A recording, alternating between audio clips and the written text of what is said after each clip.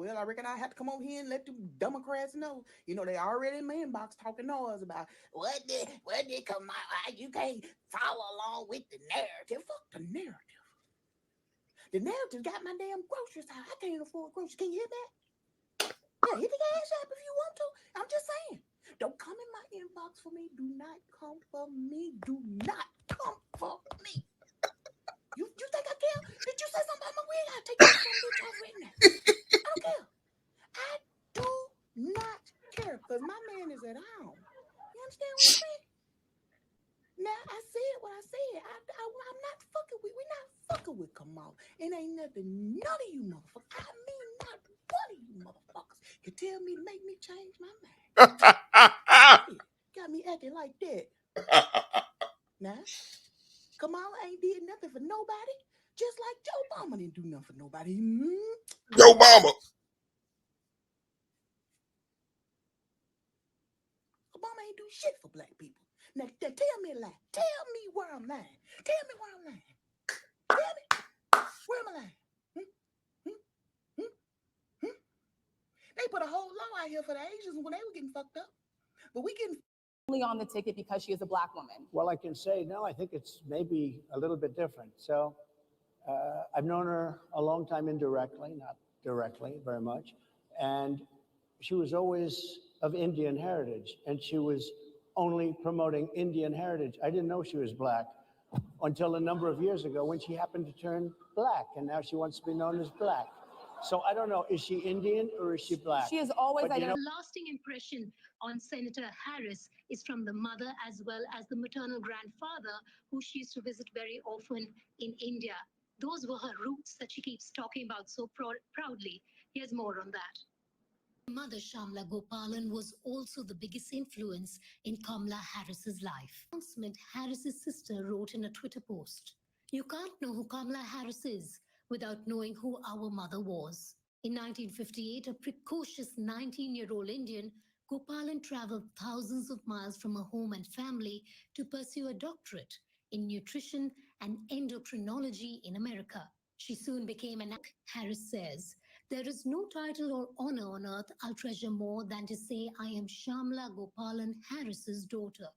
Harris's visits to India with her mother kept her connected to her roots. Her grandfather, who had strong views on humanitarian issues, worked closely with officials to reallocate refugees. Their conversations had a strong influence on her. Those walks along the beach in India really planted something in my mind and created a commitment in me before I even realized it. La in Hindi means lotus flower and is an important symbol in Indian culture, rooted deep in the bottom of the river. Very similar to Harris's Indian identity, which she wears on her sleeve. No doubt that the primary source of learning for Senator Harris was from her mother's experiences and the conversations that she had with her maternal grandfather when she visited India, which was very often. Becoming the first Indian American woman to be nominated as a vice presidential candidate in America. Of South Asian descent. President of the United States of South Asian descent. Candidate for Vice President of the United States of South Asian descent.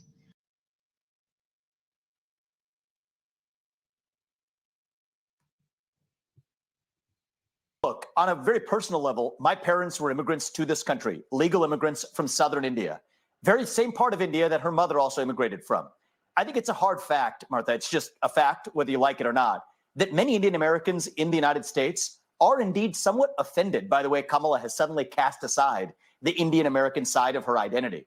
She leaned into it when she ran for office in California, big Asian American and Indian American population. So she wore that when it was convenient. She's wearing a different identity now when it's politically convenient on a national stage. Personally, I don't think we should be relying on these ethnic identities at all. We're actually American. And the problem is when you're Kamala Harris and you actually do lean into your identity politics, then you open the door to that type of criticism.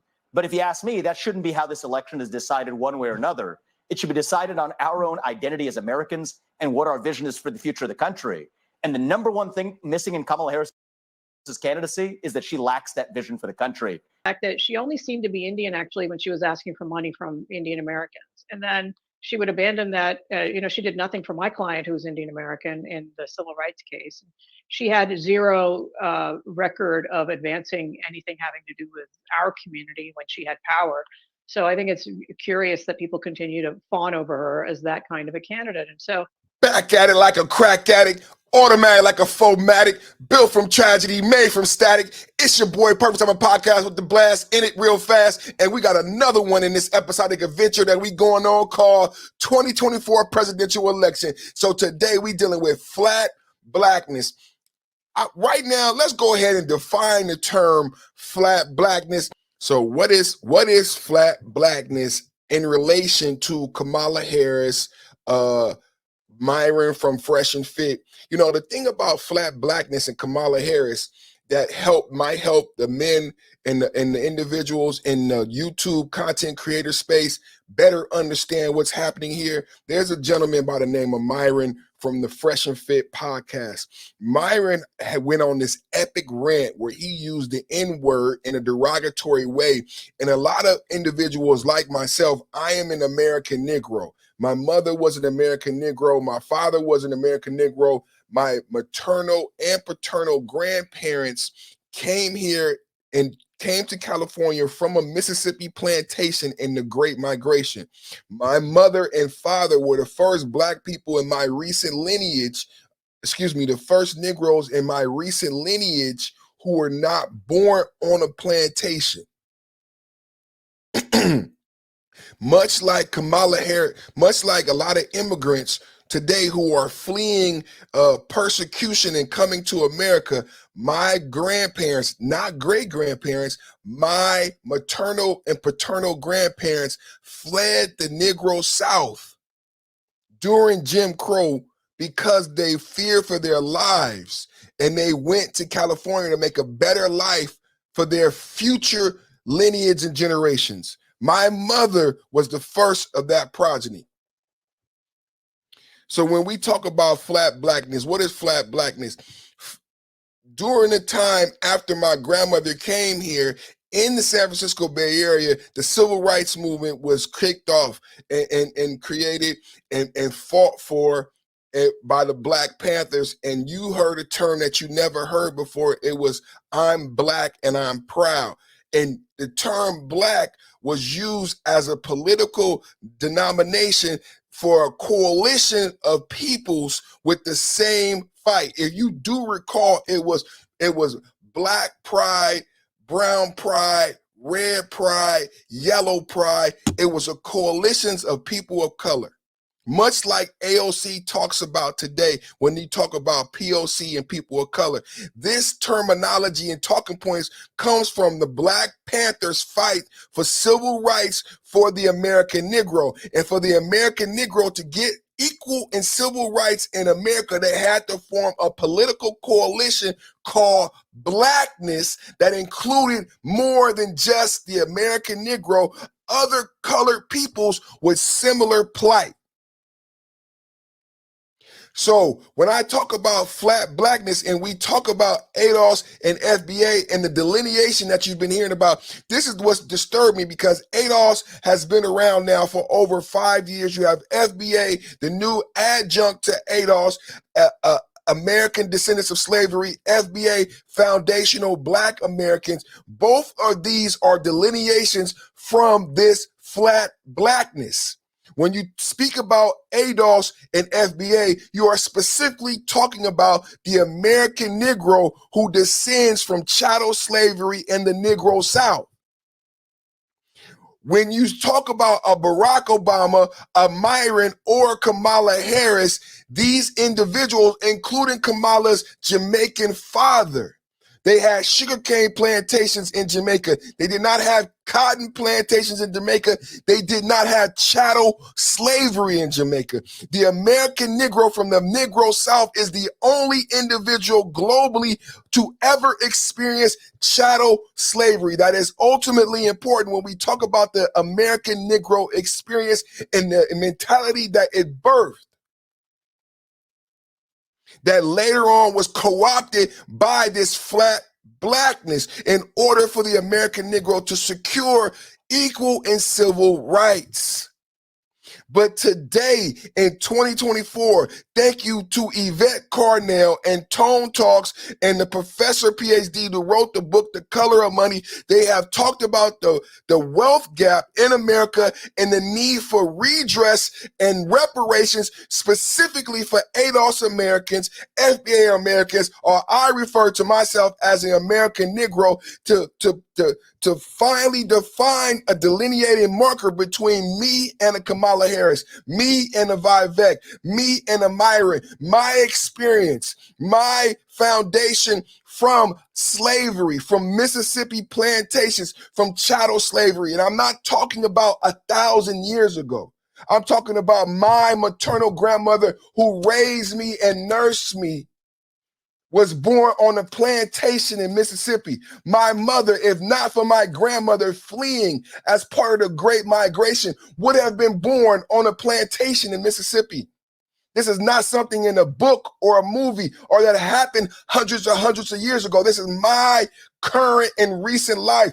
I am a product of that slave mentality, that slave culture, and everything politically and illegally that happened to my forefathers that came before me. Kamala Harris is not. Barack Obama is not. Vivek is not. A lot of black people are not. Which is why we have ADOS and FBA, which is why it is so important to some people, whether or not Kamala Harris is, i.e. black or South Asian, because they are wondering if Kamala Harris has any lineage or linkage to the experience of the American Negro and chattel slavery of the Negro South.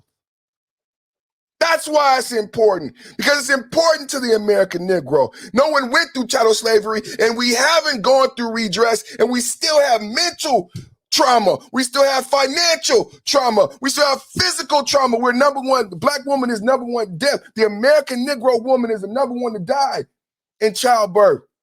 The American Negro man leads in cancers, colon cancer, prostate cancer. Not black men, American Negro men. Myron and Vivek and South Asian men have other comorbidities. So there is real drawbacks to this flat blackness. If you have a white doctor in this flat whiteness, which is not today's episode, but if you have a doctor trying to prescribe medication and based on medical journals that says black men are more likely to prostate cancer, be speaking to someone from South Asia. And it really applies to the American Negro who has suffered chattel slavery. It doesn't apply to Vivek. Flat blackness might have someone who doesn't understand the nuances of blackness prescribing something to someone simply because he's been told or educated that all black men have this problem, and you look like a black man to me, or you look like a black woman to me. You see the problem with flat blackness? You see the importance, Charlemagne, why this is an important issue? Yo, man, my name is Purpose Time Podcast with the blast on your ass. Thank you guys for watching. We're not done yet. We're going to go ahead. I want to do a review of I want to do a whole review and give you more sound bites of Trump at the National Journalist for Black Journalism, but we're going to do that next. All right. Thank y'all for tuning in. Thank y'all for watching. Make sure you like, share, subscribe, watch this video right here so you can watch all of the episodes. This is a playlist. We got a playlist and a new video. We got a playlist and the rest of the videos from this episodic podcast adventure that we're going on for 2020. All right. So I need you guys to click on the playlist, hit the like, share, and subscribe, share the playlist. And I need you guys to go ahead and click on this right here so you can see the next video. Thank you guys for watching. This is Perfect Time of the Perfect Time Podcast. I'm out.